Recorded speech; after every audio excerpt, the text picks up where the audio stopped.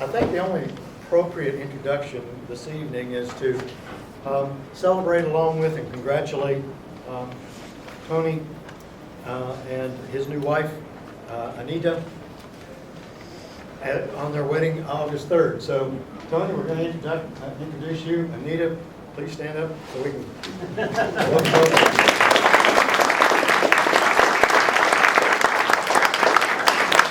I don't need to really say anything more about Tony. I've made things up in the past, but this time, again, he's our most frequent speaker in our lecture series. He's the speaker that draws the largest audience.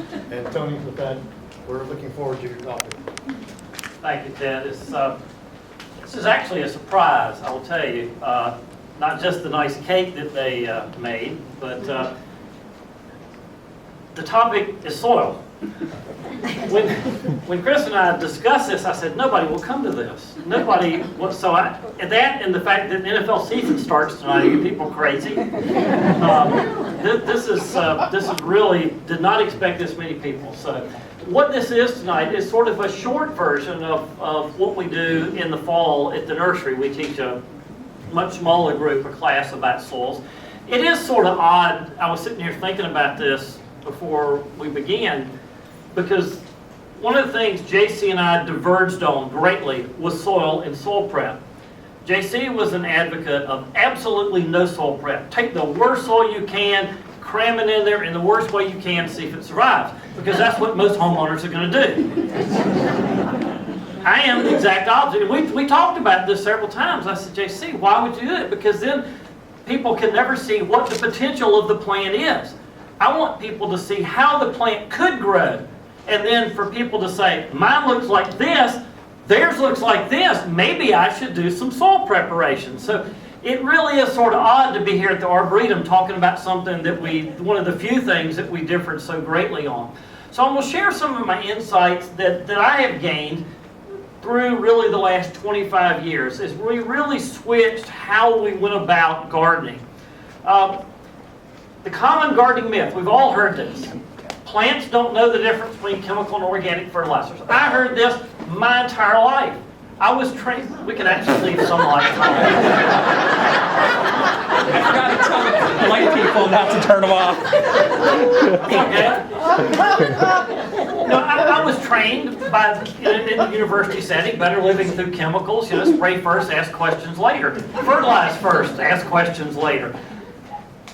And the fact is, it's true. Plants don't know the difference between chemical and organic fertilizers. But those pesky little microbes do. That's the part that everybody left out of the equation. So how did we get off the track of the way everybody used to garden up till the 1940s? Everybody gardened organically, the majority of people. What happened then was World War II. And we began making bombs, we began factories making things that exploded out of NP and K. We all know they explode really well. And then after the war, the military came back and they went to the farmers. Hey, farmer, we got all these guys over here trained, we got these factories, we got them all set up. We can take your corn plant, we can grind it up, comes out 16,480 NPK. Look at that. We can now manufacture this in a bag, and no longer do you have to plant those pesky cover crops. Now we can give you everything you need in a bag. What a great thing. Farmer said, well, sure, that's great. Well, what happened next was the problem. The farmer's wife. Oh, look, you can use that. Look how green your crops get. Well, I can use that or all my flowers around the house. Well, the problem was the crops were in the ground for 3 months, maybe. The plants in the ground were there year-round. And of course, then her neighbor saw what she was doing and copied it. And next thing you know, everybody is using chemical fertilizers. And as consumers, we have a very mistaken idea. And that idea is, if a plant gets larger, it's healthier. All right, let's equate that back to humans. If all you ate were Snickers bars, would you get larger? Absolutely, no question. You would get dramatically larger. Would you be healthy?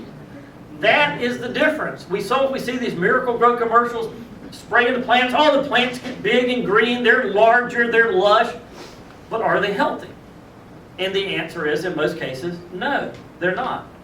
It's all about the environment. So let's take a look.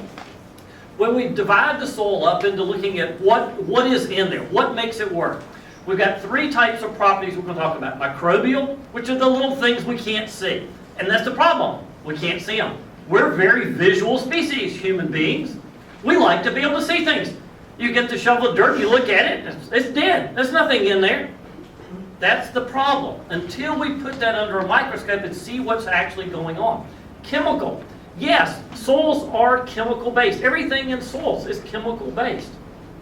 But there are chemicals that are good chemicals and there are chemicals that are not so good chemicals. Physical is the physical property of the soil. What's in it? How does it feel? How does it look? What's it made of? All right, let's talk about microbial. What is microbial?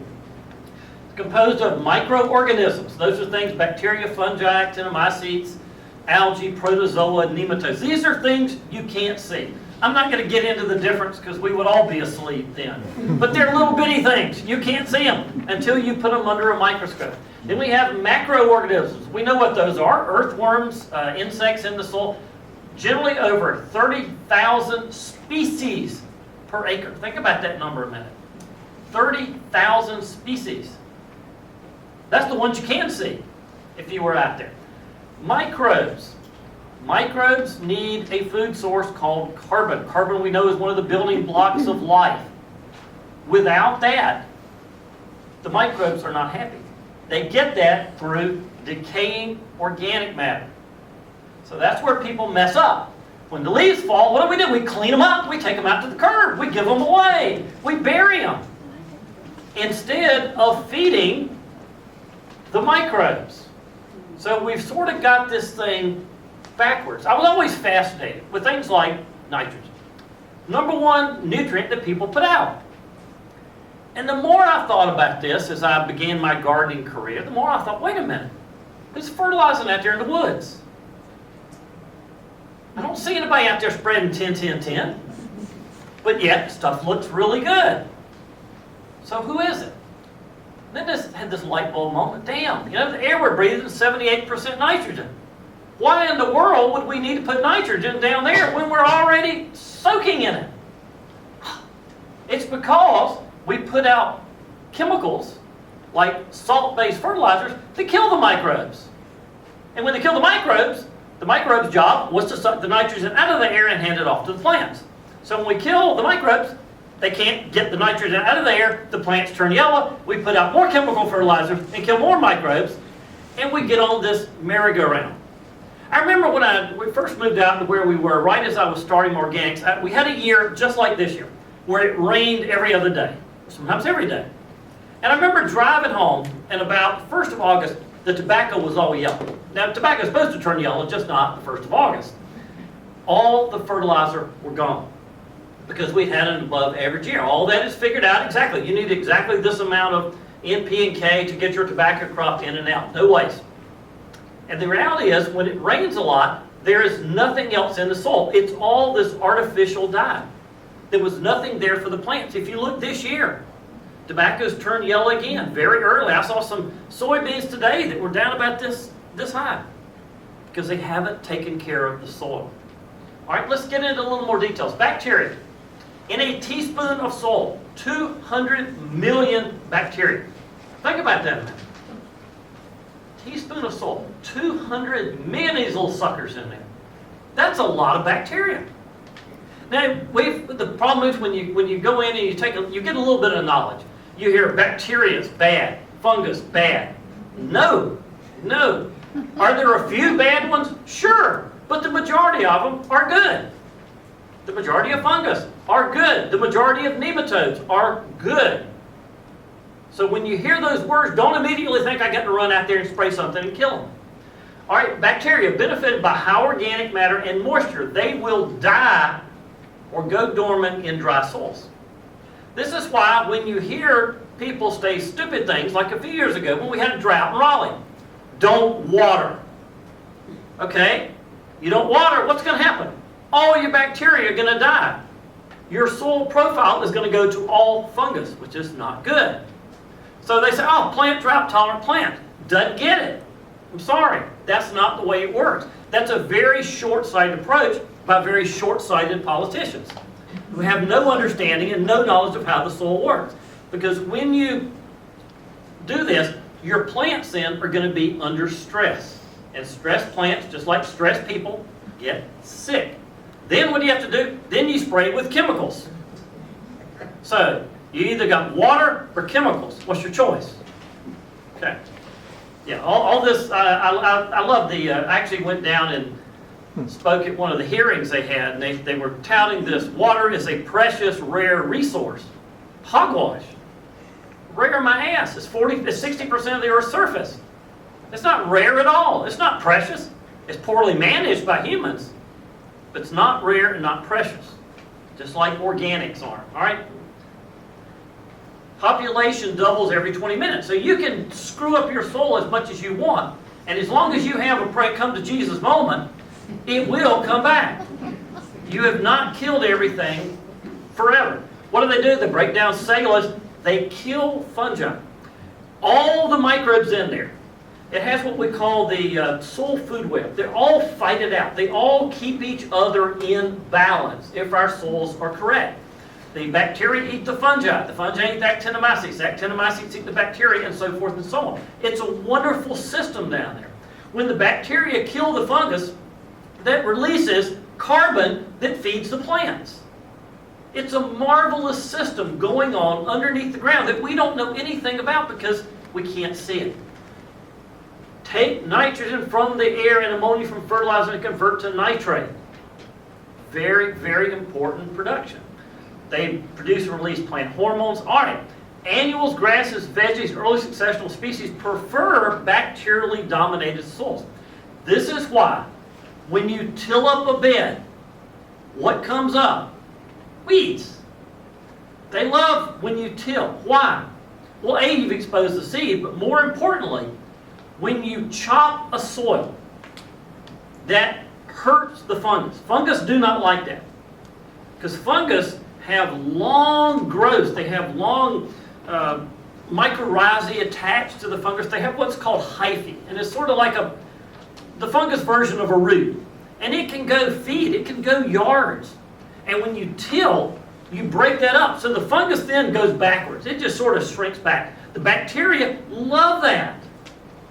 So when you till, you go from having a fungal dominated soil to having a bacterially dominated soil. When you do, plants that like disturbed soils prosper.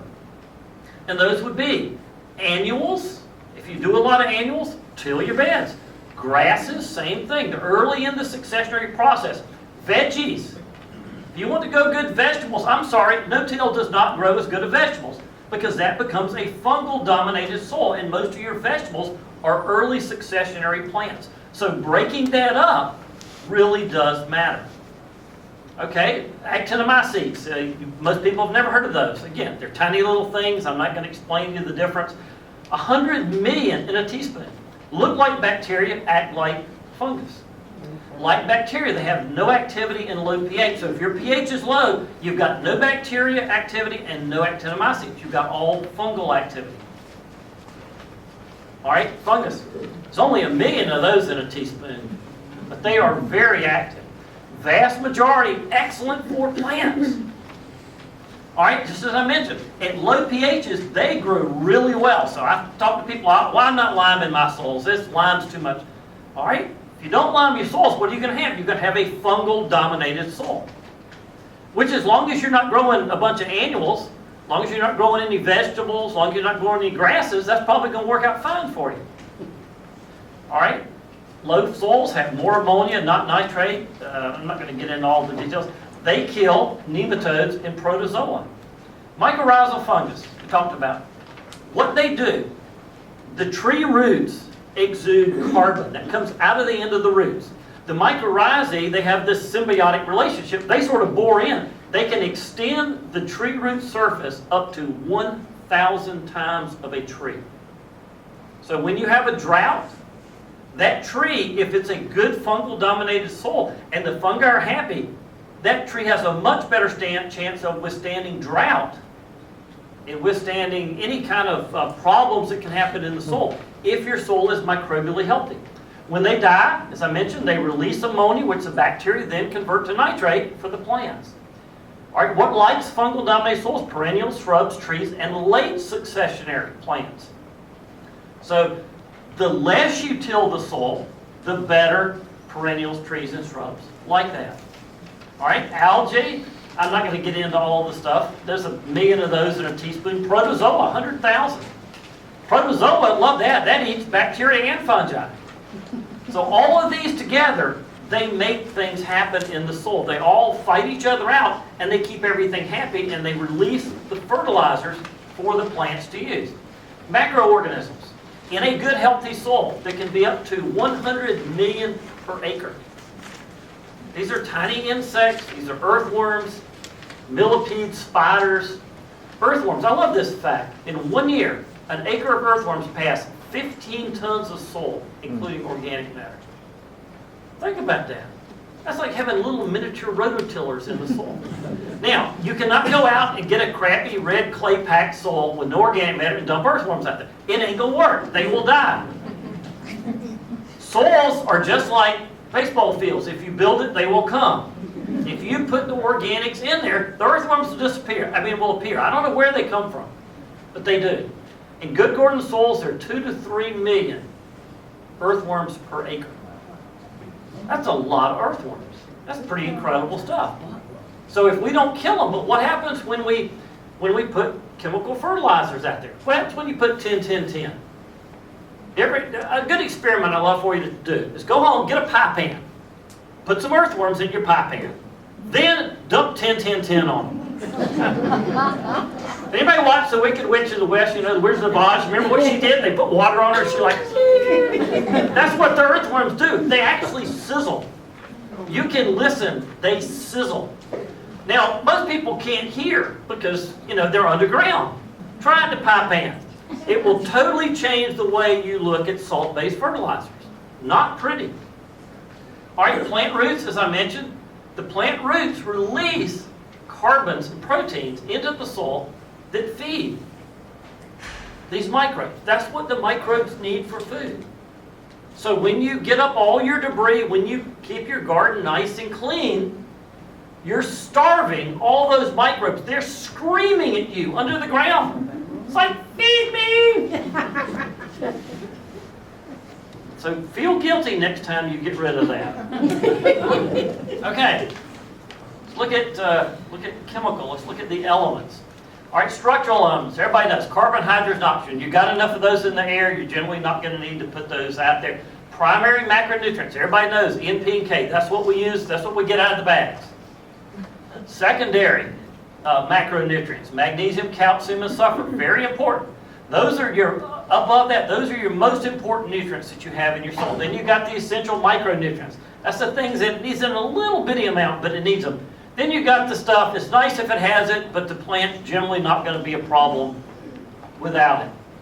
All right, on your soil test, how many people have ever done a soil test? Wow. How many people could ever figure out what to do when you got it back?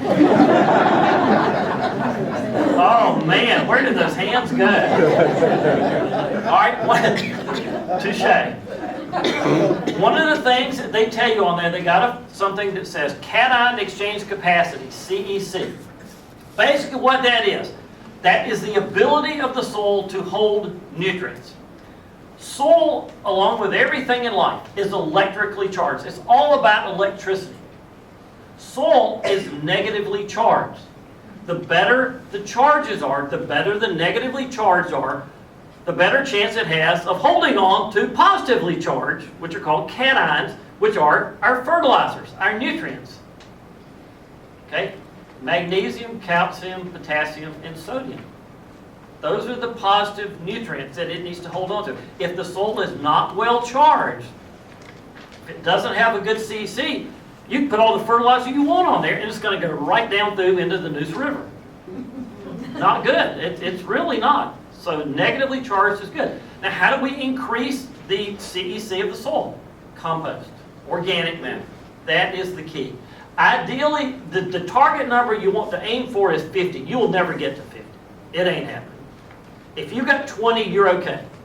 If you got anything less than 20, your soil sucks. Okay? If you get a soil test back and you are below 20, it just ain't happening in your garden. That means whatever you put there, organic or otherwise, it's gone. The soil will not hold it. That's the ability, that's the cleansing ability of your soil. That is just such a huge, huge number. Obviously, in sandy soils, it's very low. When we first did ours, we had CECs around 3.2. Yeah. It was because we were in a tobacco field. I mean, it was dead, absolutely beyond dead. Clay soils are already pretty high, and organic soils, they're the highest. So 20 is sort of your minimum, 50 is your ideal.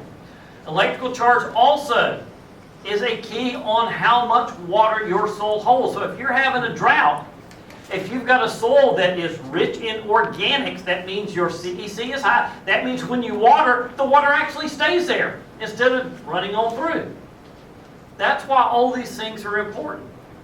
Because not everybody can afford, especially if you're on city water, to put all the water you want. So you want to make your soil where it will hold as much when you put it in there. Again, positively charged soils, negatively charged. All right, let's look at some target numbers on those soil tests when you get your soil test back. One of the most important things is HM%. That's the humic matter percent. That's how much, does everybody know what humic matter is? Let me start with mulch. Everybody knows what mulch is, right? Okay. All right, compost is mulch that you can't tell what it used to be. It's the same thing, it's a time and space thing, okay? Mulch here becomes compost. Compost then becomes humic matter and humic acid. So it's a 3-step process. If you mulch, you will have humic matter. It's how much organics are in your soil. Target number you want to hit is 4. If you can hit a 4, you're in good shape. Good luck getting to 4. 4 is a bear to get to, but it is great when you can get there. So that's the number to target. You get to 2, you're going to be able to do a pretty good job, but 4, that's your ideal. Okay, cation change pest we already talked about. Then the percentage of BS. I'm sure everybody knows what that is. BS is one of those fancy words that in this case stands for base saturation. It stands for how many people are sitting around a soil particle eating dinner. Okay? Every soil particle, let's just say here's a big soil particle, and there is 100 spaces for people to eat. It's a soil particle. You generally want 10 of those people out of those 100 to be hydrogens. You want generally about 65 or 70 of them to be calciums. You want generally about 12 to 15 to be magnesiums. And you want about 5 to be potassiums. So that should give you something close to 100%. If you have that, then you've got sort of the ideal amount of people. Now, if that is ideal, your pH will automatically be correct. But you can have everybody harps on pH. pH is not as important as why the pH is where it is. You can have a pH that is perfect, and you can have things all screwed up. Because there are basically 4 things that cause the pH to be where it is in terms of high. And that's the calcium, the magnesium, the potassium, and then in some soils, sodium. Those are your 4 elements that are going to cause the pH to raise. Years ago, I saw a soil test where a farmer he couldn't grow corn. Corn was this tall at the end of the season. Corn looked terrible. His soil was loaded down with nutrients, but he had a calcium-magnesium imbalance. He had a 1-to-1 calcium-magnesium imbalance. What you would like, you see down here, is around a 6-to-1 calcium-magnesium. He had a 1-to-1. And his pH was perfect. But he couldn't grow anything in his soil. So, I've had this discussion with people at the soil labs, and they say, well, it's not really as important. Well, can you grow stuff without it being 6-to-1? Sure. It's not a magic, has to be right exactly at this number. But if you get that target right, you will automatically be able to grow anything. That's the key. So I just think this is a really good recipe. All right, so that's what we want around our table. All right, acidity, everybody knows the scale goes from 1 to 14. 7 is neutral. Ideally, to grow every single plant you want to grow, if you target between 6.2 and 6.5, you can grow everything. For years I've heard you need this pH for this, and this for this, and this for this. That's hogwash. That's absolute hogwash. We're currently growing over 20,000 different types of plants in exactly the same pH soil. I've got agaves growing beside azaleas. One native in a pH of 4.5, one native in 9.5. Growing completely happy side by side. So if you target one pH for your entire property, there's virtually nothing you cannot grow. So we've made gardening so complicated, and it's really not. It's really very, very simple.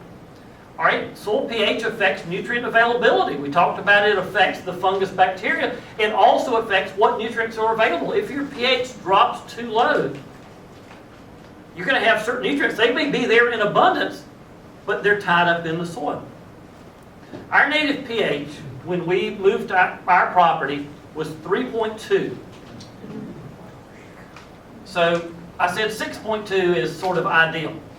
3.2 is to get from 6.2 to 5.2. That's 10 times as acidic at 5.2. At 4.2, that's 100 times. At 3.2, it's 1,000 times as acidic as you would like it. Which is why the first year we were there, we planted things in the ground. They didn't die, but they didn't grow. They still had green leaves, but they were seriously not happy. So we had to really work to raise that up.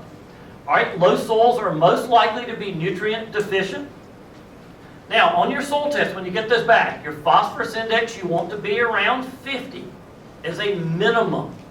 Now, generally, your low phosphorus are going to be problems in clay soils. In sandy soils, your potassium is going to be low. Our potassium readings, we're on sand. When we first moved on our property, our potassium readings on our soil test came back as a 1. I didn't know you could have a 1. I sent them back in again. I said, surely this is wrong. Got another 1. That was unbelievable. Where we should have been a 50. That's a pretty dramatic drop. Now, when we want to add potassium and phosphorus, what do we generally do? We generally go out and we buy potash or some chemical salt-based potassium or phosphorus. We love to use for potassium green sand. It's a naturally mined product on the coast. You open up a bag, it's a bag of green sand.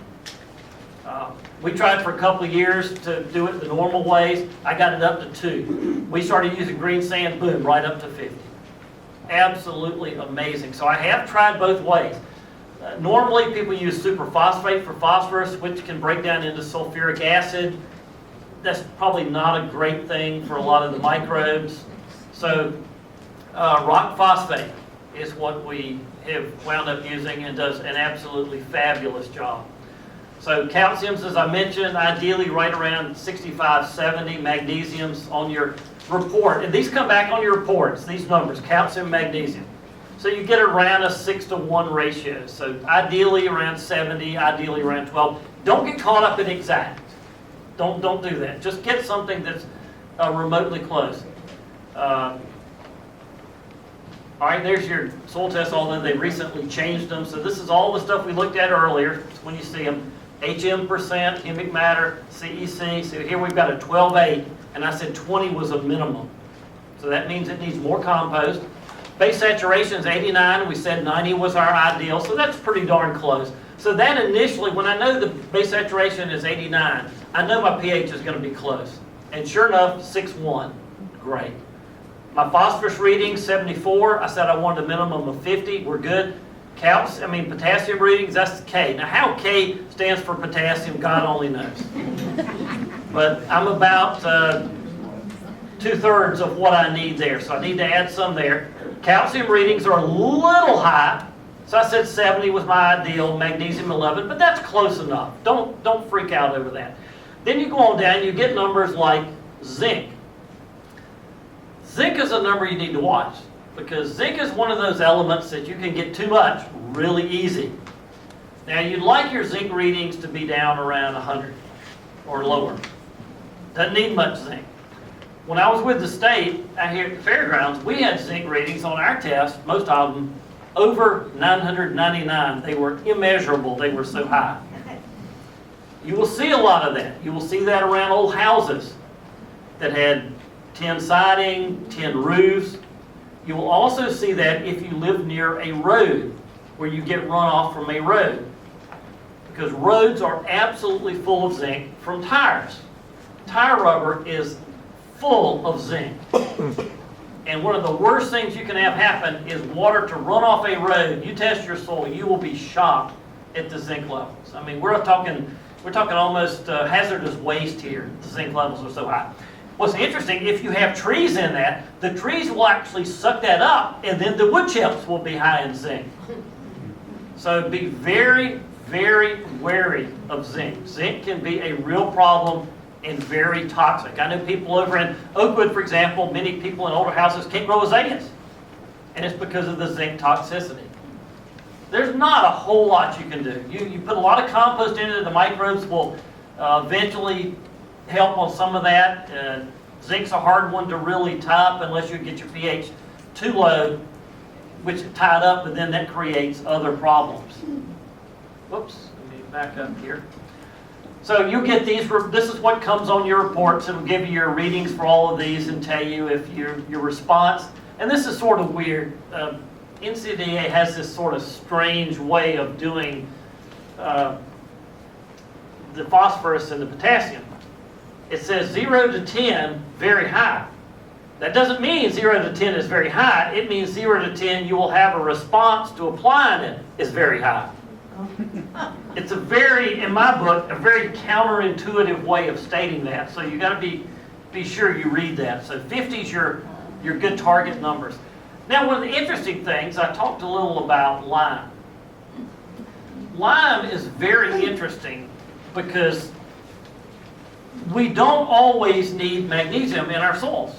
A lot of our tests that I've done through my lifetime have been fine in calcium or been fine in magnesium but needed calcium. If you've been out and tried to buy lime, you cannot find lime without magnesium. That would be called calcitic lime. So one time I went to the Department of Ag, because I used to work with the guys, and I said, why is it you never recommend calcitic lime? Well, it's hard to find locally. Ever heard the chicken and egg story? All right, perhaps if you guys would recommend it more, we would find it around a little more. So I've talked a little about the other ones already. Let me back up. Salt fertilizers. Volatility ranges generally between 10 and 45%. If you buy something like 10, 10, 10, 8, 8, 8 that are cheap, volatility can be up to 45%. When you put it out, the nutrients volatilize. The figures I've seen from research indicate that generally about 10% of that actually makes it into the plant. The rest of it is either off in the atmosphere or out into the Neuse River. So you buy 10, 10, 10, you're effectively getting a 1, 1, 1 in your plant. But people look at that and say, oh, that's cheaper than the other. Well, of course. Of course it's cheaper. What's in a fertilizer bag? Mostly rocks. They got little nutrients glued to the rocks. So you pick it up, it's a 50-pound bag, look how much fertilizer I'm getting. No, you're not getting that much fertilizer. You're getting a bag of rocks. Yes, that's why it's so cheap. So don't be fooled by price. That's what a lot of people really base everything they do on price. So organic fertilizers have much lower nutrient levels, but they do not have the volatility. Plus, they're not killing all the microbes, which would be giving you all the nitrogen you need if you did not kill them. We talked about green sand, rock phosphate. Lime types, as I mentioned, calcitic is primary calcium. Dolomitic, or what's called agricultural lime, has both calcium and magnesium. Now, when you buy lime, do not buy cheap lime. Well, all lime's cheap, but don't buy the cheap lime. Because lime recommendations are all based on what's called 100% CCE. Not to be confused with CEC. CCE is different. It's a calcium carbonate equivalent. All right, what that is, most good limes are 90 to 98% CC, and that's on the back of the bag, and the little nice type that nobody ever reads the back of a lime bag. Has anybody ever read the back of a lime bag other than me? Yeah, I know Ted has.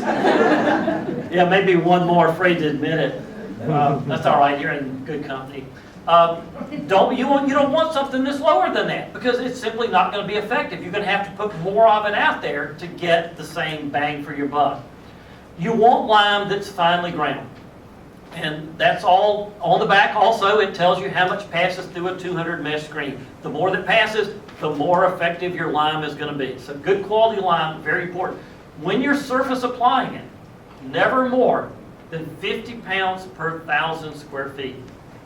If you do, you'll wind up raising the upper pH to like 8, and down below it, it's 4. So you've got to do it a little bit of time. Lime generally moves through the soil, best figures I've heard, ½ inch a year.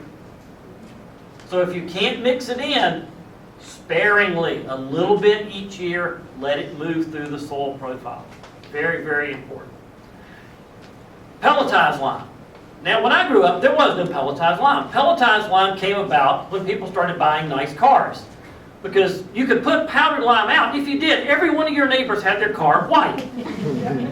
And so people said, we can't do this. And then, of course, you couldn't put powdered lime in a spreader. So they came with pelletized. What pelletized is basically lime just glued together. They take powdered lime and they put glue in it, and then you can put it in your spreader. You can put it on your yard without getting your BMW dirty, and go in, wash your hands, and go off to work, and life is good. It works except when you're trying to till it in. So if you're putting out pelletized lime, put it out, water it in a couple times, get the glue to break up, then you can mix it in, then you're fine. But don't put it out and then till it in. Not good. But it does work fine. The only real difference between that is that it adds money to the economy when you buy pelletized lime. All right, gypsum. Everybody's seen the ads. Lightens heavy soils. Go in the garden center's got a bag of gypsum with a bunch of hose on there, and great for your soil. Okay. The way gypsum works, gypsum ties up the sodium in the soil, and when it does, it makes the soil drain better. We don't have sodium in our soils. So gypsum does not help in North Carolina. It helps great if you're out in Arizona and you have very high sodic soils. It's fantastic. What it can do, if you have one of those rare times where you need calcium in your soil, where your calcium reading is low, but your magnesium reading is fine, you can add this. This is calcium sulfate, and it raises the calcium, but the sulfur counteracts and drops the pH. So you can raise your calcium without changing your pH. That's the only time that gypsum is a good thing. All right, let me back up. I did not talk about sulfur. Very rare are you going to need sulfur around here. But occasionally. What I found out when we moved out to our sandy soils, our CEC was lower. Our soil did not have as good a buffering capacity as our clay soils when I worked at the fair. So initially, first couple years, I used the same amount of lime. That was not good. I got pHs up to 7.6. That's not good for growing stuff unless you're growing agaves. They're completely happy. So then we had to lower them back down. So if you ever get too much, get something like flowers of sulfur in small amounts. I mean, we will go maybe 5 to 7 pounds per 1,000 square foot and gradually drop it back. Don't do that fast. Not good. Not good at all. Soil types. Ideal soil. 50% pore space, 25% large, 25% small.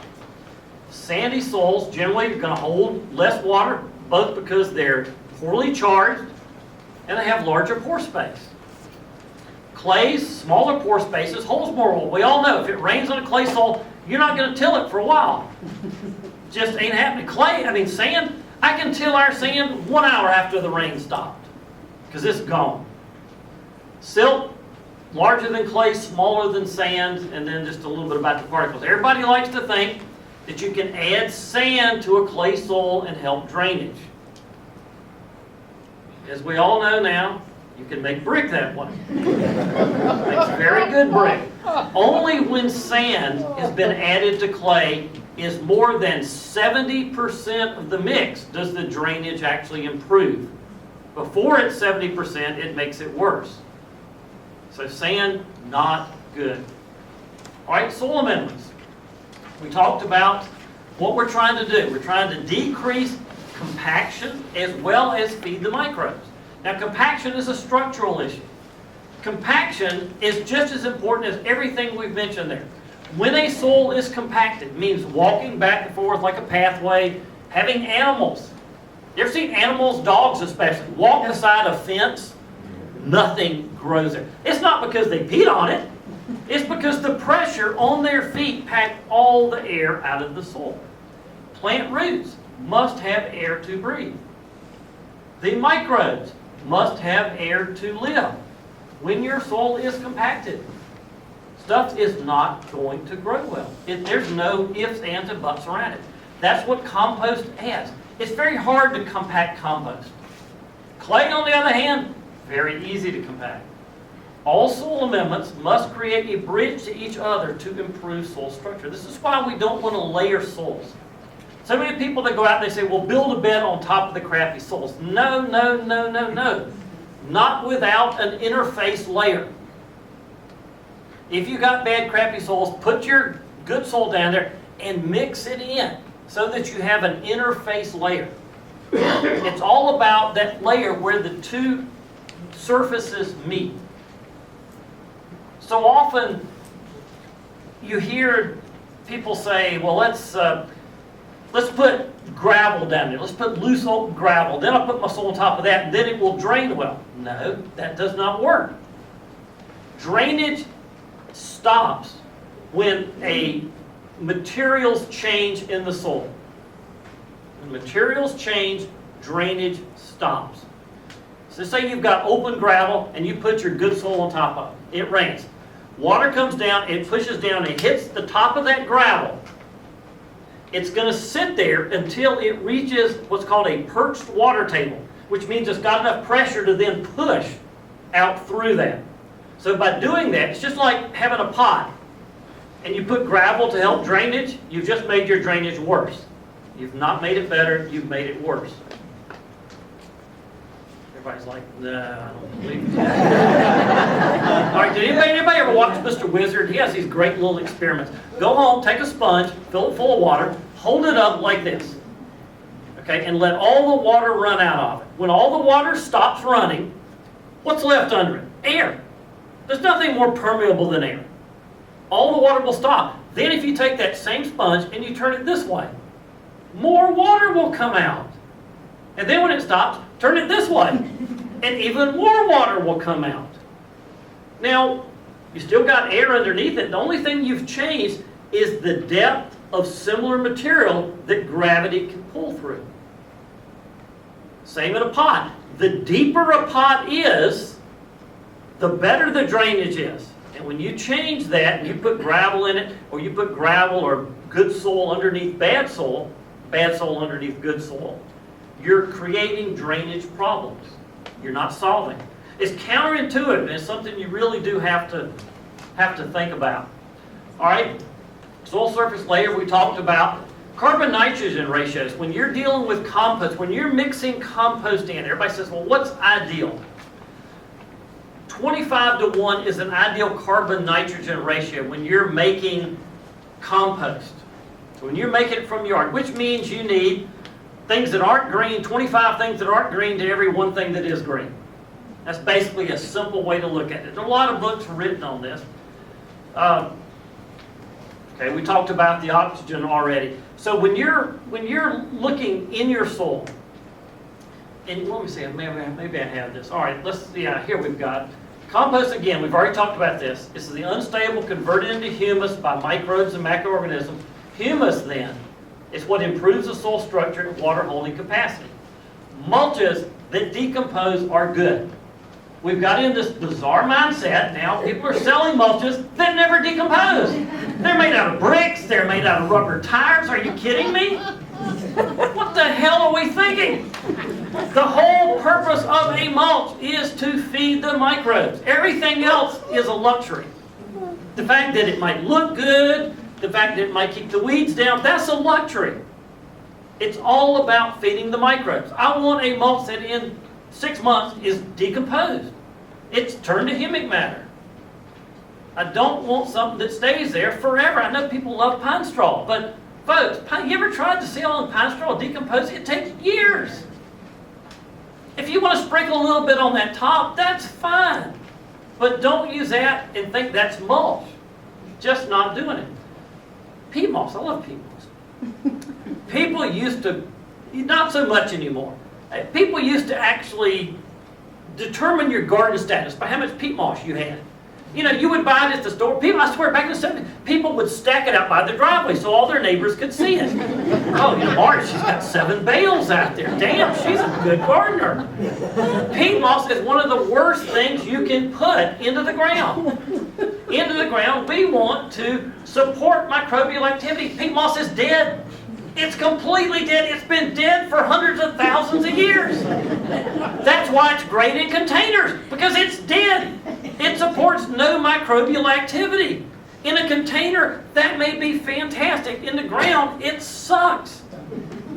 Peat moss compacts too. You ever seen one of those bags that are like vacuum packed? Okay, well in the ground you want to add air. So what does peat moss do? It packs. I don't want something that packs and supports no microbial activity. It's great for the economy, but not something you really need to be using.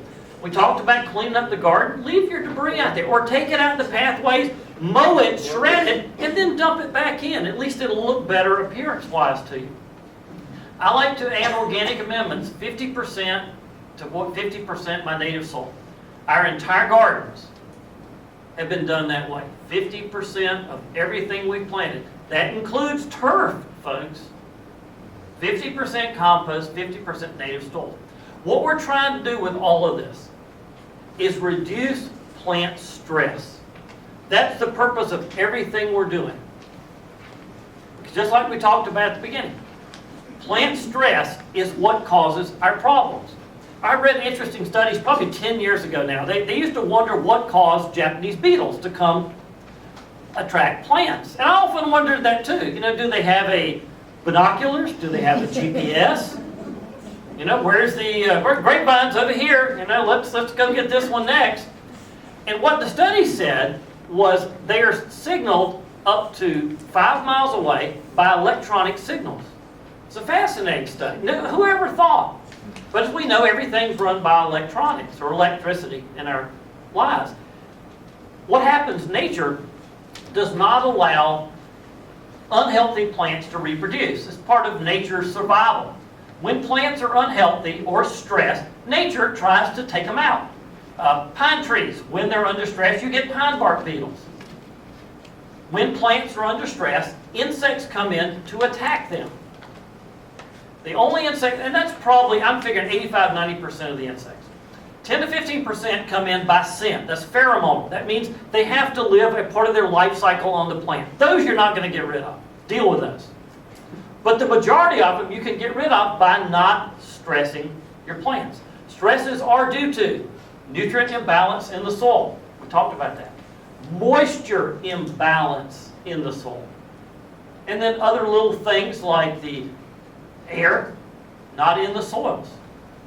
So if you have good microbial activity, good nutrient balance, good moisture, your plants are not going to be stressed.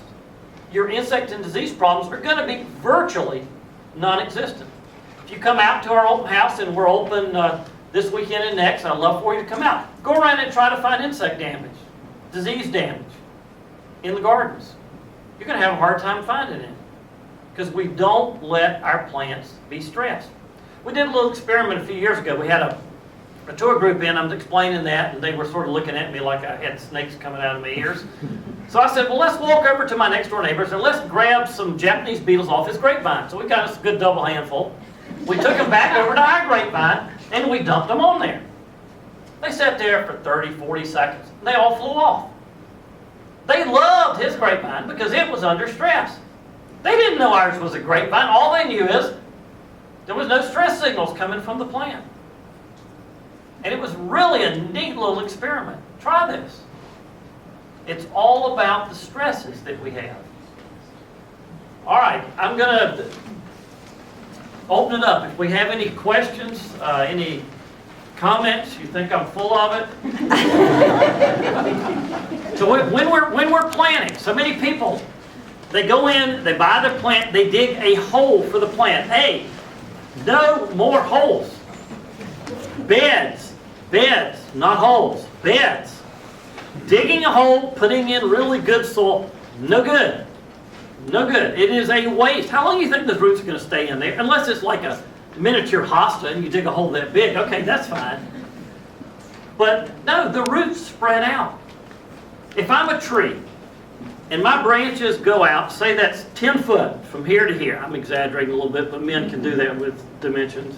All right, say that's 10 foot. And get away with it. And get away with it, yes. Well, there's somebody else that believes that. So here's our 10 foot. That goes to the edge of the branches.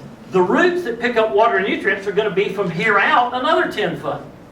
So people are always putting their fertilizers, the nutrients, right under the branches of the tree. They're doing the soil prep right under the branches of the tree. Or you're a tree. Are you going to put roots that need water under your branches? That would be a pretty dumb thing to do. But yet, that's what we as people think they would do. We throw the stuff on the trunk. We do our soil preparation right in one little hole. No, no, no. If you're going to do soil prep, do the entire bed. Do the entire area. Most of your roots of trees and stuff are under your lawn. That's where they are.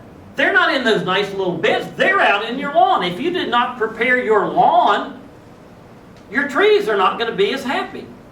So that's why I know people say, well, I don't care about my lawn. Well, the roots that are under there do. And the microbes that are under there do.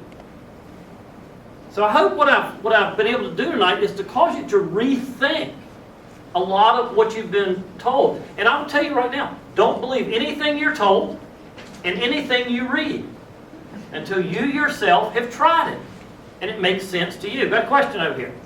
Yeah, how do you evaluate the compost? Because you see so many different types of compost, and then you see some that are like soil conditioners. And how do you know which compost to put in? Great question. The question was, how do we know which compost is which? We generate almost all of our own now, so we don't have that problem initially. Most all compost is good. There's not really a bad compost. Let's be honest. I mean, there's some issues out there. There's some issues with things that are fed to some of the horses now not breaking down very fast in compost. So, yes, if you got a question, get your compost and take it to the soil lab and get it tested. Get it analyzed. We've used everything. For years, we couldn't find enough. We used sawdust. Now everybody thinks, sawdust in a bed? Yeah, sawdust is fine. We would mix that into our beds. We knew we were not going to be planting immediately. So what happens in there, all those microbes, they're starting to work, and they need some fuel. And at that time, there was no nitrogen source in there. So we would give them an organic nitrogen boost until they decomposed. Once they finish decomposing, they release all the nitrogen back. So they're just borrowing it temporarily. People always say, well, don't put wood chips in your plants because your plants will turn yellow. Okay, temporarily they will. Throw a little plant tone or some organic blend out there, temporarily get them over that, and they're fine. So it's not that it's bad. So the answer is almost any compost is going to be good, as long as you understand what's in it. The more cellulose, the more wood fiber that are in there, the yellower your plants are going to come if it's prior to planting. If you can compost it, you're always better. If you can take that mulch and put it up until it becomes compost. Remember, when it becomes compost, you can't tell what it used to be. At that point, it's good.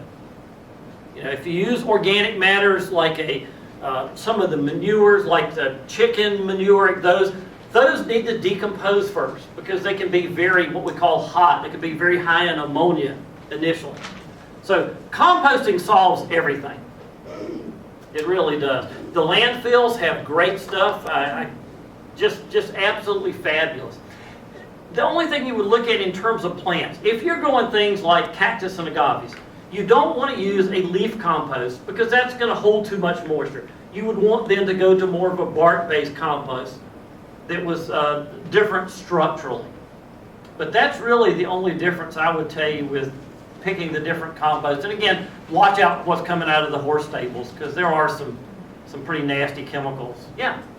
You mentioned zinc was hard to manage in the garden. I'm wondering about zinc and its effect on pecan crops. You know anything about zinc levels and nut production?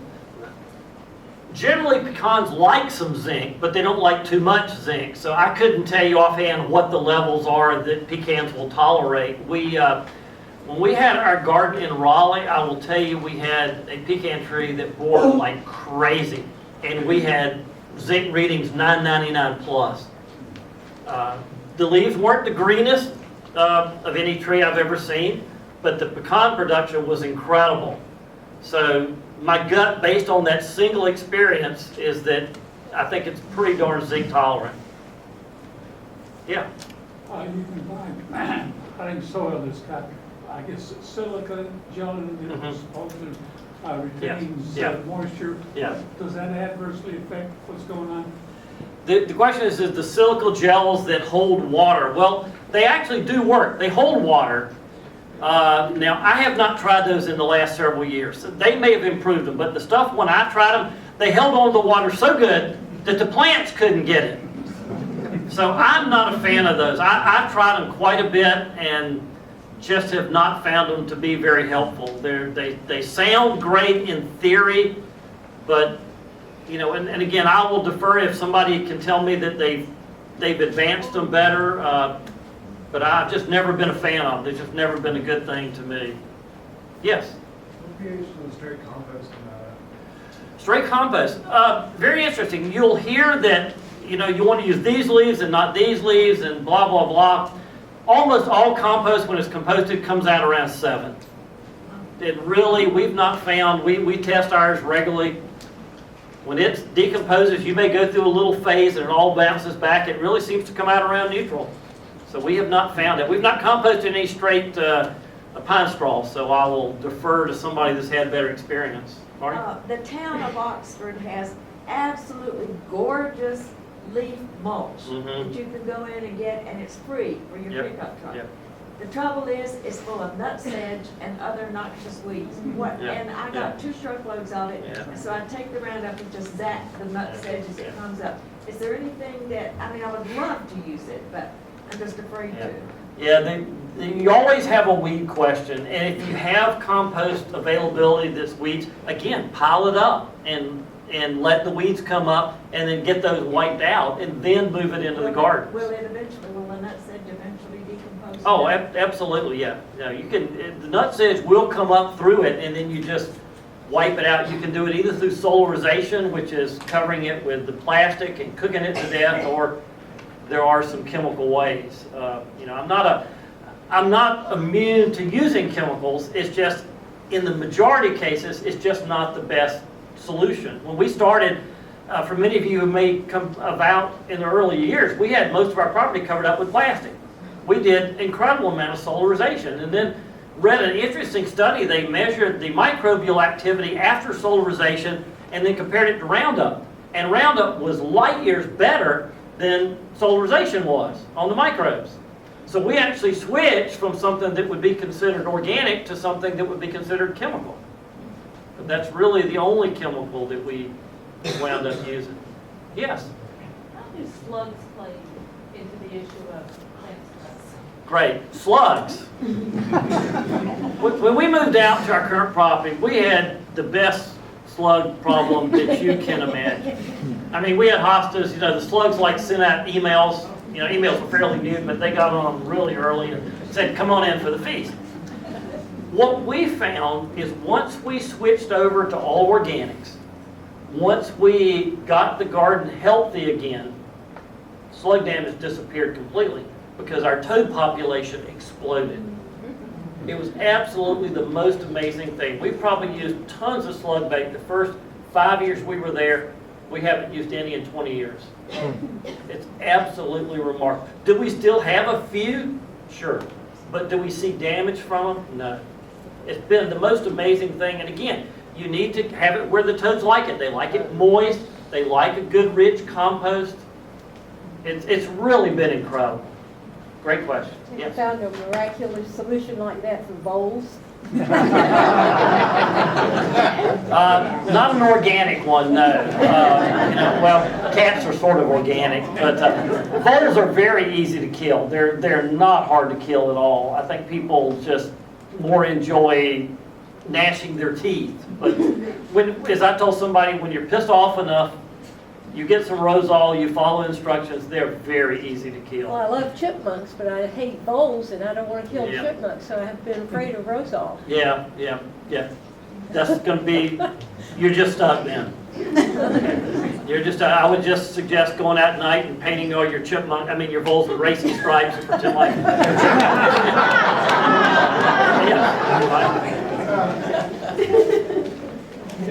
Tony, much of this material that you've gone over, I have certain familiarity with. I mean, I live and I'm beginning to garden on a farm out in Chatham County where a lot of the property, a good acre of it, of the 4 acres that I own, is so hard, a pick will bounce off the soil. Yeah. And I'm trying to debate how to deal with that. Any good suggestions? I mean, tilling, organic matter, Yeah. how do you start with soil that is Okay. literally like concrete? Yeah. Okay.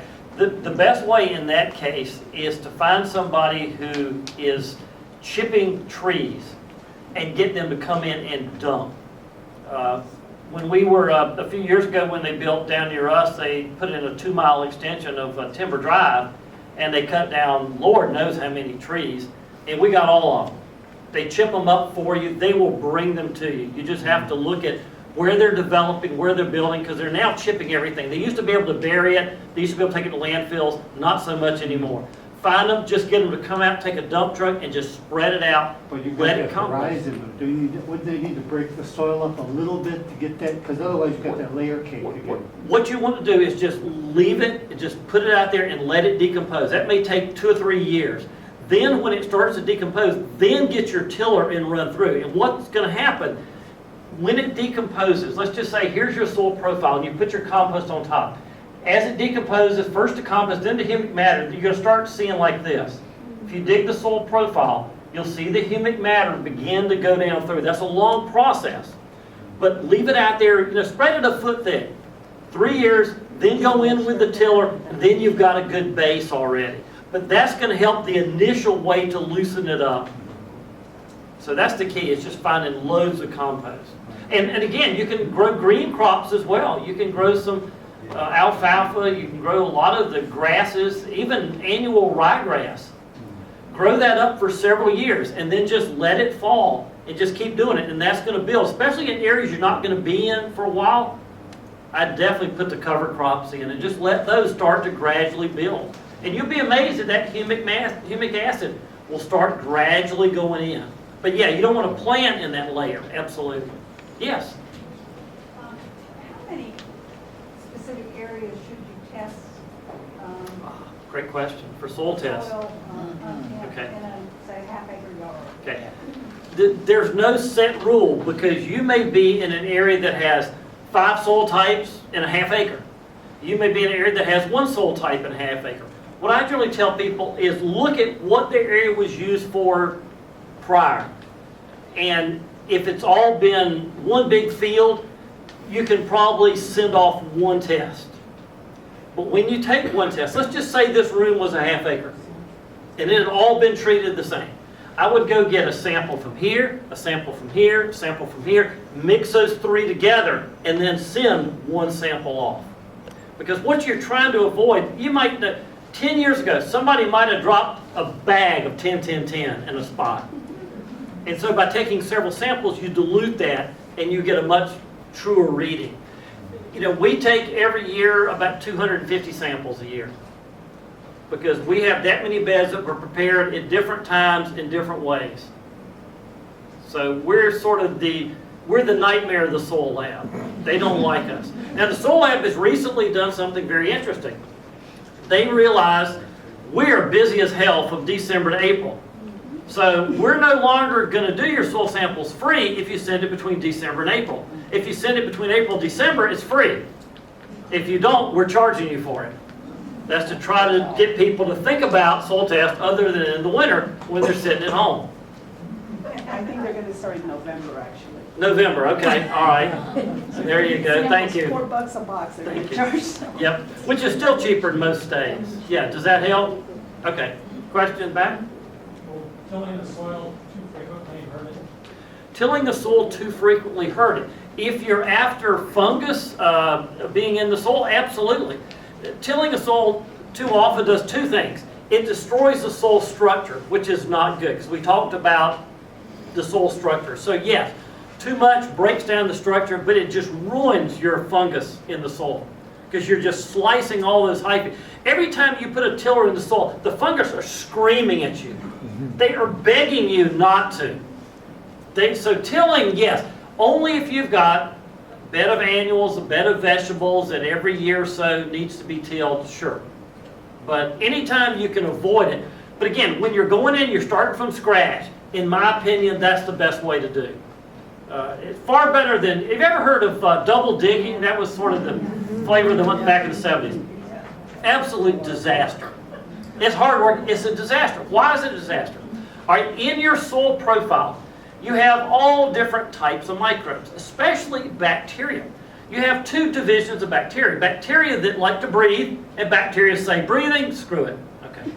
The top ones are called aerobic bacteria that like to breathe. The ones that don't like to breathe are called anaerobic. If you dig in a soil that is wet, and you dig down till it's wet, it smells terrible. That's anaerobic bacteria. So when you double dig, what you're doing is you take the top foot of your soil out that has all the good bacteria and good fungus, and you take it out and you pile it up. Then you get down to the bad bacteria, and you add compost into them, and then you take that out, and then you put the good bacteria down in the bottom, and then you put the bad bacteria on top. Is anybody seeing why this is not a good idea? Because all the bacteria that like to breathe is now buried. It's like buried alive. All that bacteria is down there just, it can't breathe. There's no air down there. It's starving for air. And all the bad bacteria is like, air? We don't need no stinking air. So no, it's a bad idea all around. So just not good. So don't do the double digging. Yes? If you have a brand new house, you want a brand new bed, Yeah. you're talking about 50% soil. So if you Yep. put all that stuff on top, suddenly I change all this drainage, and I really like it bad, are you saying actually take soil out and then put in compost and make that bad soil? Great question. When you got a new bed, am I saying just put in 50% compost? You always want to mix it in with what you have. So you've got a couple options. What we used to do is we would take a new bed, we would spread 2 inches out, till that in. Another 2 inches, till that in, another 2 inches, till that in. So that you're getting a good mix throughout. Because as I mentioned, it's how homogeneous is the mix throughout. That's the key. Now, what you can also do, if you have a soil company that you can find, there are some that will do blends. They will do you a 50% soil, 50% compost blend. If you can find one that has a soil comparable to what you have in your yard, that's fantastic. You can buy it in already mixed. Excellent. But check it out. Go out there and check. Find out, make sure you're not getting a load of weeds. Make sure the quality is good, because I've heard some horror stories. It's how reputable the people are. Well, if you put 2 inches of compost on top of your dirt, and you till it in, you still have 2 inches higher, and then you put 2 more inches, now suddenly if my siding comes down here, I got soil. Okay, great question. Are you raising the soil profile? 6 inches of compost is not going to raise your soil 6 inches. Oh, really? No. It's like a cake. As long as you make that cake and you don't do anything to disturb it, it's this tall. If you slam a door and it falls, even though you got the same amount of material in it, it's all of a sudden an inch tall. So what you're doing when you're tilling it, you're adding air. So 6 inches of compost would flatten out to about a ½ inch actually raised. So it's not going to be significant. It really isn't. You know, temporarily, yes, but not long term. Yes, Mary?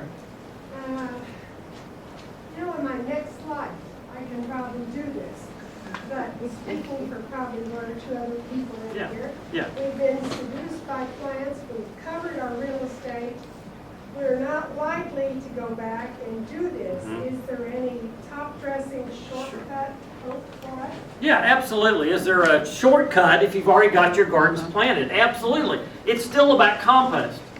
You could go in and add 1 inch of compost to everything every year, and it's going to come back. Is it as good as starting from scratch? No. But will it work? Absolutely. We do that to our lawn every year. 1 inch of compost goes over the entire lawn, goes over the beds. So absolutely. If you come out, one of the things you'll notice in our garden, we have a lot of paths made out of wood chips. Those wood chips, after 2 years, have decomposed. So we go into the garden, we shovel the wood chips into the beds every 2 years, but they're no longer wood chips, they're now compost. And so we basically have created compost piles all the way through the garden, so you don't have to haul it, just nobody knows it's compost. So it's really a very simple solution to a dilemma like that. So yeah, it's all about compost. You know, first few years as we were converting, we used an organic product. We used plant tone, which is a very commonly available. There's probably 50 million others right now. As a good transition, we really don't use plant tone anymore unless we're got an area where, you know, maybe it's a new area, something, but we really don't even have to use the organics anymore. But it's great in transition. So if you've got one of those gardens like that, yeah, put some compost, use a little organic fertilizer, and you'll get great results. Yes. I am confused. Okay. You say don't till, Yes. but you say mix. Right. Don't till any more than you have to. No, I'm not saying don't till. Tilling should be a minimum. That should be a last resort. If you're starting out with very packed soil, then yes, tilling is great. If you've got a flower bed that you put vegetables in once a year, tilling's fine. But once you get an area planted, if it's going to be perennials, trees, and shrubs, no more tilling after that initial time. But you do still want to be mixing in compost. Once you've got it planted, then you just put it on the Just put it surface. on top, don't ever Right, mix it in. right. Now, once you've got it planted, put it on the surface and you're good to go. Yes. Comment on hard pan. Comment on hard pans. For those that have not farmed, hard pans are what happened when on a farm you go in with generally a disc year after year after year and you till the same depth, and all of a sudden it creates this layer like a rock underneath there. If you've got that, you certainly need to break it up one time, and if you're in an area where you're starting from scratch, obviously a bottom plow does a great job. Just sink that in one time, break it. Classic example, when we did the crepe myrtle plantings out here by the fairgrounds on the railroad tracks, we had the damnedest hard pan you have ever seen. That's 50 years worth of hard pan. Never seen anything like that. But we finally got down below it. We had to actually bring in a motor grader, but most homeowners don't have to go through that. But once we got through that, we started mixing in the compost, then it was fine from then on. So hard pan break is really a one-time proposition. Yes? So, if you have hard pan in your vegetable garden, Yeah. what do you do with that compost? You really, it depends on the scale that you're looking at. If you've got a vegetable garden big enough you can get a bottom plow in, then by all means, get a bottom plow or get somebody that you can bring one in. If not, get a metal pry bar. You know what pry bar is? Okay. Just get those, moisten the soil, and just get out there with a pry bar and just pry some places open. Once you get some open and you get the compost in there, that will start to break through. So we've been tilling like once a year. Yeah, yeah. Doing wide beds in our Yeah. vegetable garden, but it's created, I understood it was tilling. Uh-huh. Created. If you do it enough in a clay soil, you can get a hard pan. So yeah, get you a pry bar and then just go in, just jam it in and just break it. Yeah. Yes. Do you need to rotate your crops do you need to rotate crops if you're composting? It's not as essential. You know, you wouldn't want to grow something for a long period of time, but yes, compost breaks down so many things. And the microbes, if the microbes are happy. One of the experiments we have shown people is we've got 3 black walnuts in the garden that are this big. Well, everybody knows you can't grow anything under black walnuts, except that we never let our black walnuts read that book. Part of the reason is, it's part myth and it's part reality, is that we have such good microbial activity that the microbes break down the jugulanon. Whereas if we did not, if we did everything wrong, if we did all chemical fertilizing, didn't take care of the microbes, etc., that jugulanon would kill a lot of the plants. So yeah, it's with everything, it's the great thing about nature, it's not a right or wrong. It's about understanding the process. And then once the process, that light goes off, then you can go out there and say, oh, if I do this, this will happen. Yes? How deep are your bottom flowers? Generally about 18 inches, you should be fine. Okay. Yeah, just because you're just trying to break it once. It all depends on what was used. You know, if you use disc in a sandy soil, it's probably going to be, your hard pan's going to be down about 1 foot. Well, you could just take a D8 subsoil and go ahead and get it done. Yeah, absolutely. Yeah, that'd be nice. Absolutely. So yeah, it all depends on, you know, if she's using the tiller, your hard pan's probably going to be 4 to 6 inches deep. So it really does. Each situation is going to be a little different. Yes? What recommendations for containerized plants? Ah, great Different. question. Containerized plants. In a container, you do not have the, I'm not going to say you can't have microbes in a container, which you can, but you don't have the same soil food web that you have when you're in the ground. In the container, that's where you use your chemical fertilizers. That's where you use your Miracle Grow, your Osmocote, your Dynamite, your whatever, in a container. Because that's just completely different. And that's why in a container, peat moss may work fine. Peat moss-based potting soils are fine, because in a container, you know, you can argue what's better to have some microbes or not. Most of the mixes we buy stuff in are fairly sterile mixes. Because you've got a container above ground, generally black, which means it's going to get to 120 to 140 degrees during the day. Any microbes in there are probably going to be dead. So that's completely artificial. So yeah, that's a great point. That's where you save your Miracle Grow stuff. But in the ground, just not what we recommend. Yes? Mulch comes nowadays with colors, you know, you get red, brown, or black. So is it better to get like the shredded, as much natural looking, not worry about the color?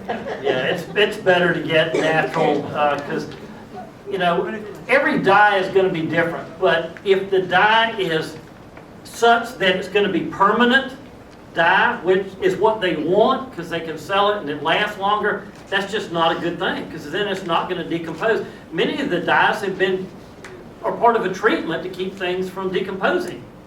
So we want it to decompose. So that is actually harmful. I mean, are they not harmful? beneficial. Are they harmful to the plants? No. Has anybody looked at, are they harmful to the microbes? I don't know. I doubt it. Because nobody thinks about microbes. You can't see them. We don't care about them. All they care about is, does it kill the plants? And no, the dyes are generally not going to be harmful to the plants. But again, I care more about the microbes because the microbes care about the plants. So it's all in changing our whole dynamics of what we think about. It's not about, is the plant green? Is the plant growing? It's, are the microbes happy? That's all we care about as gardeners. And if we care about the microbes, everything else happens. It's all, we care about the wrong thing. You know, green leaves don't really matter. Good roots, happy soil profile matters. I got one book I'll recommend. I put several on the sheet.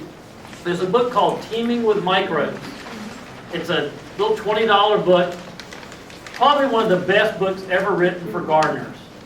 It's written by our friend Jeff Lowenfels in Alaska. Jeff's a fascinating guy. If you ever get a chance to hear him speak, I hope we can get him back. He was down at Duke last year.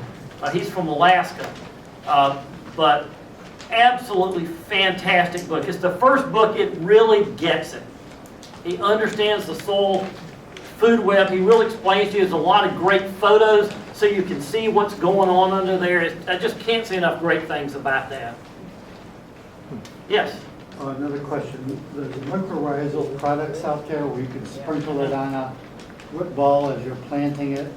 And I've used it in soil potting mixes too. Yeah. What's your opinion about those products? The mycorrhizal products, yeah, everybody now has got a mycorrhizal product. In a container, they're probably great. My concern in the ground, and I'm not a scientific researcher, I'll defer to Ted on this one, is you've got natural mycorrhizae.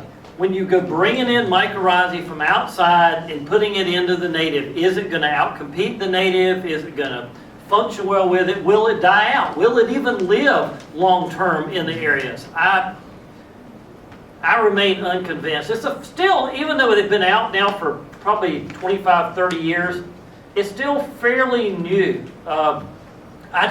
If you take care of the organics in the soil, you don't need that, in my opinion. The opposite side of that coin is, are they dangerous? Yeah. You know, that you get out of control in the environment. Yeah, yeah.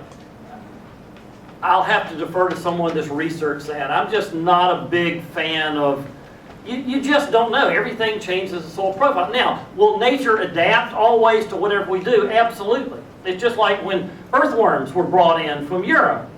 They've totally changed the soils in the entire country. Now, is it bad? Well, you can argue either side of that. Different things grow at different rates than they did back when the earthworms came.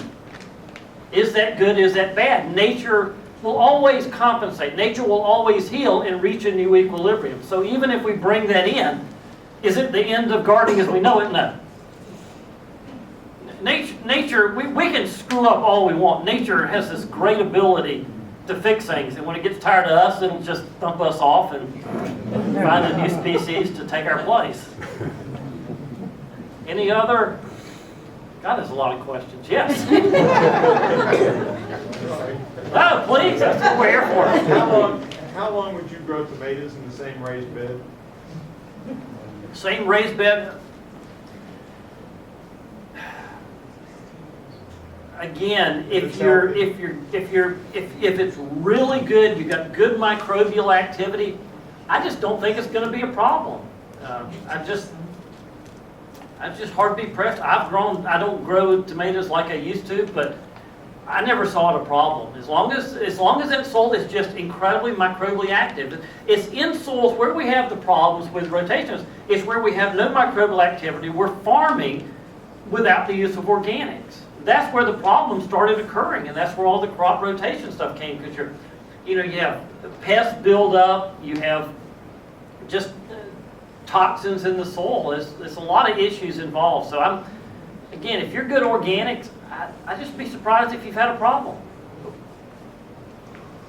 Yes. I've been trying some hay bale, straw bale gardening. Yeah, and yeah. that calls for heavy application of fertilizer. It does. Try some organics. Just use some organic fertilizers. Do the same thing. Yes, you're talking about where you actually garden in the hay bales. You plant your potatoes or whatever in the hay bales. Yeah. Yeah, that's an artificial way, because again, you're taking something that's a very high carbon and has absolutely zero nitrogen. It's one of these fads. Now, fads come and go, and it sounds cute, and so it's like, it's like growing the tomatoes that hang upside down, and all these. It's amazing the fads I've seen in the last 40 years. So yeah, get you some organic fertilizer if you want to do that, and it'll do the same thing. And again, you'll get more of it. You don't have the volatility you would have. Yeah, that's what I was worried about when it runs. You have to put a lot of water on it, and so it's running all that stuff into the ground. Yeah, that's why it's really, because you've got no microbes there to help the plants get stressed. You've got no nitrogen there. You've got no moisture holding capacity. It is clean. I think that's what everybody likes about it. Just a little cleaner than soil. I'm just trying to get away from all I don't have a lot of sun, and I was trying to get away from all the tomato diseases that pop up when you're trying to grow tomatoes with not enough sun. Then visit the farmer's market. Any others? Okay, one more, yes. If we accept and recognize how important microbial activity is for soils, but like you say, the problem is since you can't see it, it's hard to grasp it, hard to appreciate it fully.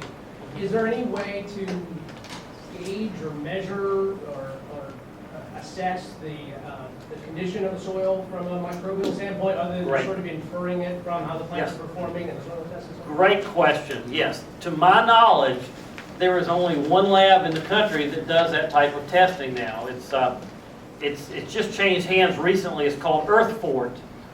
Earth, F-O-R-T. I believe it's on the handout at the end. It's on the bottom of the handout.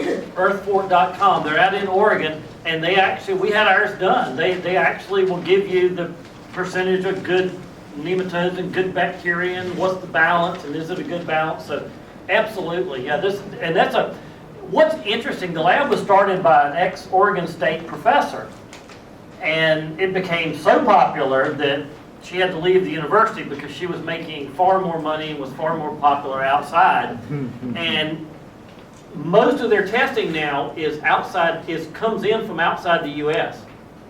Massive amounts. All over the world, people are sending stuff to this lab as people try to learn to farm sustainably now all over the world. She's really the one resource. Of course, she's since left.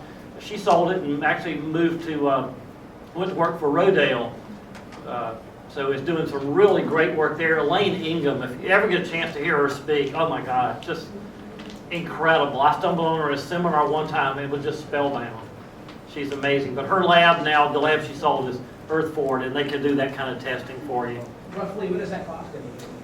It's been several years, so I would hesitate. You can go on their website and you can find all that out. Yeah, it's not as cheap as, because in North Carolina your soil tests are paid for by your taxes, so you've already paid for them once, and that's why they're free. But you haven't paid for anything in Oregon yet. All right. Yes, one more. The enzymes to support The your books? enzymes to support. Your books, your microbials in the soil? Yeah, enzymes to support the microbes, no. I haven't found the need to. A lot of people out in the West Coast use compost teas and all kinds of things. We just haven't found the need. I'd hate for our plants to grow any faster than they are. I mean, it's really almost scary. We were talking today, we've got pine trees, which everybody thinks are 100 years old, that were planted 19 years ago as seedlings.